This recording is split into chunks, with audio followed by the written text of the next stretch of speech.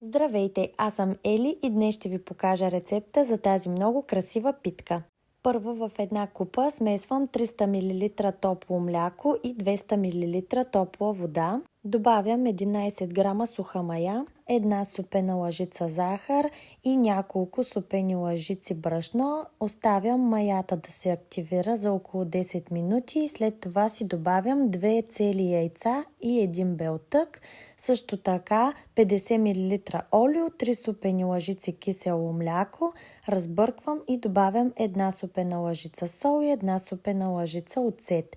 След това започвам постепенно да добавям брашното, което е общо количество 1 кг и 200 грама. Когато се оформи на топка, прехвърлям на плота и доумесвам с ръце. Месенето не отнема твърде дълго време, може би около 10 минутки. Получава се гладко тесто, което слагам в купа и покривам с стреч фолио, също така и с кърпа и оставям на топличко да втаса.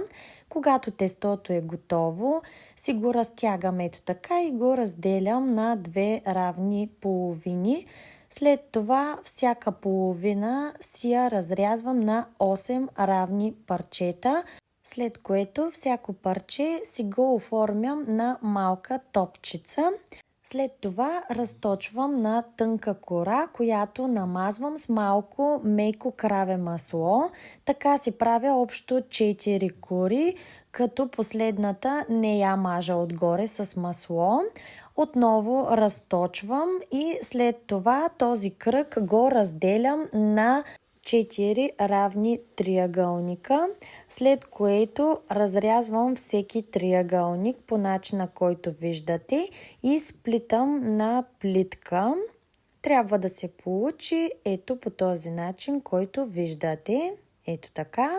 След това си подреждам в тавичка и покривам с стреч фолио. Оставям да втаса, докато изпълни тавата. Накрая смесвам останалия жълтък с малко прясно мляко и намазвам цялата питка обилно отгоре. Ако имате някакъв вид семена, може да поръстите отгоре, но аз в случая нямах. И вече е готова. Загрявам фурната на 180 градуса на горен и долен реотан без вентилатор и изпичам за около 1 час. Когато е готова, намазвам с малко краве масло и завивам с кърпа за около 10 минутки, за да се задуши и коричката да омекне.